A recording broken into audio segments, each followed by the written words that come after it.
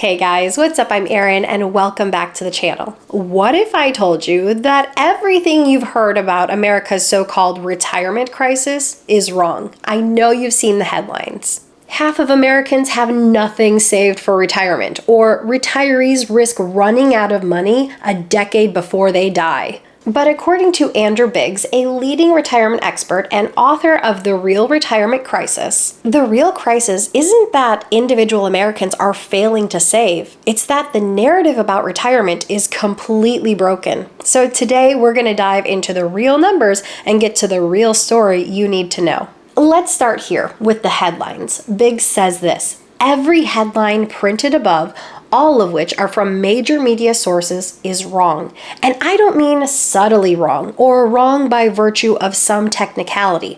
I mean just wrong, as in the opposite of correct. He points out, despite the nonstop fear in the news, Americans are saving more than ever before for retirement.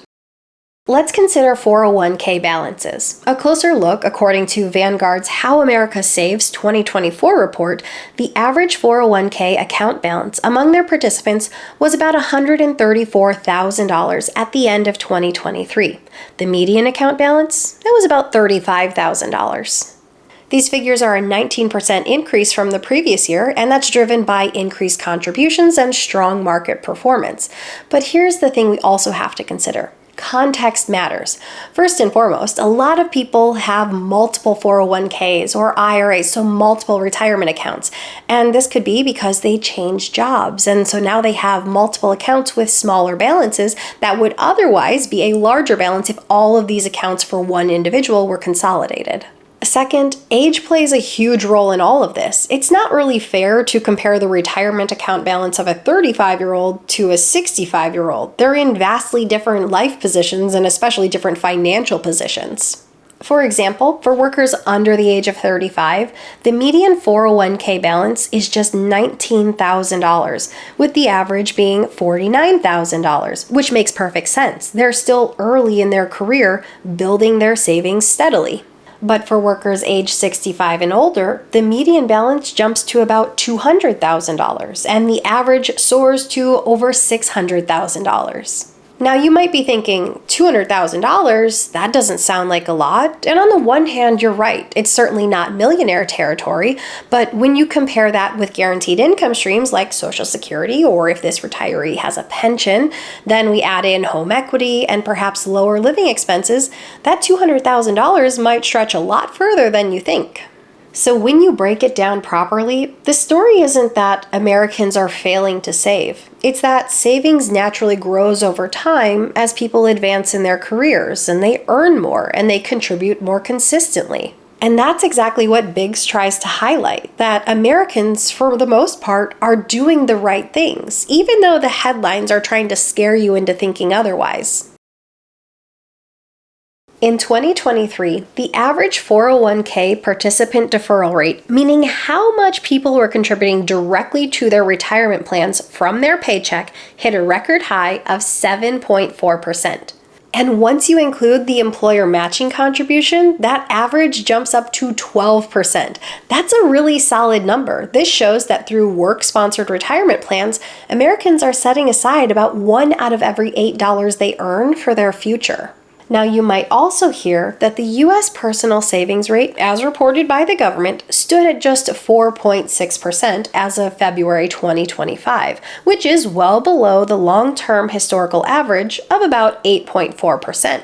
Now, there's a very important distinction to be made here. Personal savings rates only looks at cash accounts. So we're talking savings accounts, checking accounts, and money market accounts, things like that. It doesn't consider 401ks, IRAs, or any investment accounts. So in other words, when someone contributes to their 401k, it's certainly real savings, but that is not captured in the personal savings rate. So when you hear headlines claiming that Americans aren't saving enough based purely on the personal savings rate, it's only telling one piece of the story. Once you factor in retirement savings and investment accounts, overall savings behavior looks much healthier.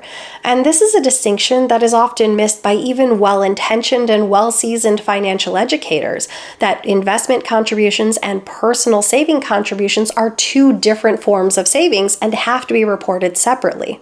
And when you realize that many individuals are typically contributing around 12% to their employer-sponsored retirement plan, plus saving another 4.6% in cash for short-term goals, that's a 16% plus savings and investing rate. And that paints a very different picture than saying Americans are barely saving 4%. Now, of course, with these stats, there's room for improvement. There is always room for improvement, but it does show that Americans are actively saving and investing, and it does challenge that narrative of a widespread retirement crisis. So the real story is much more encouraging than the headlines make it seem. When you look at the numbers, many American retirees are doing far better than what the headlines would have you believe. And for the typical retiree, once you factor in Social Security, any 401ks or IRAs, and home equity, a lot of these retirees have more income security in retirement than they even had during their working years.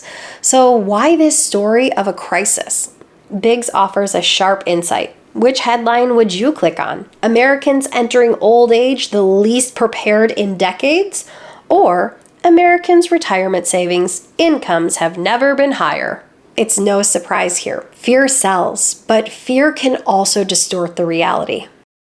Let's do an example of what retirement could look like for a typical couple. Let's take a typical middle-class couple, each earning around $60,000 a year pre-retirement. As of March 2025, the average Social Security benefit was just under $2,000 per person, equating that to an annual income of just under $24,000. For two people, that gets us an income from Social Security closer to $48,000 a year. And what about retirement savings? For retirees age 65 to 74, the median investment balance sits around $200,000. So that's what we'll assume that this couple has. They follow a 5% withdrawal, and this would provide an additional $10,000 of annual income. Let's put it all together. They have about $48,000 from Social Security, $10,000 from investment withdrawals. This would give them an annual income of about $58,000 in retirement. Now, how does that compare to their income during their working years? Well, it's certainly lower than when both of them were earning $60,000 a year, but we also have to consider that their expenses are likely much lower. They no longer have to contribute to investments, they no longer have payroll taxes, commuting costs, other professional expenses. Also, many retirees, about 63%, own their home outright, completely eliminating a mortgage payment. And going into retirement with a fully paid off home can absolutely give you a greater sense of financial stability and financial security. Also, for those who had children at this point in time, they're usually grown and out of the house and supporting themselves, and this can further reduce your expenses. And here's something even more encouraging. Between the ages of 55 and 64, and then 65 to 74, the median net worth for Americans actually increases by around 12%, going from $364,000 to over $400,000. That means many retirees aren't just getting by, they're continuing to grow their wealth in retirement. The bottom line is that for many retirees, through Social Security, personal savings, lower living expenses, and modest investment growth, many retirees continue to live a lifestyle that is very comparable or even more comfortable than it was during their working career. So, is there a retirement crisis? Well, if you listen to the headlines, it can certainly feel like it.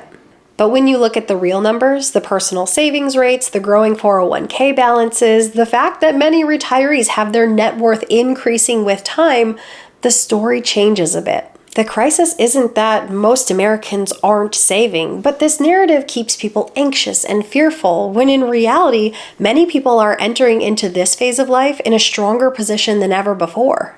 Biggs sums it up perfectly. We see a U.S. retirement system that defies the odds. A system that has been improving over time.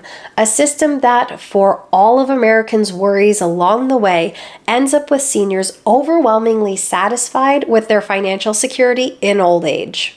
Don't let fear drive your decisions. Look at the facts. And if you're feeling more optimistic about retirement after watching this video, well, you should be, because the reality might be a lot better than what you've been led to believe. What are your thoughts on the retirement crisis? Leave your thoughts in a comment down below. I post new videos every single week. If you got anything at all out of this one, please give it a like. If you're new here, please consider subscribing, or if you know of someone who might get something out of this type of content, please consider sharing. I'll see you soon. Bye. Risk planning.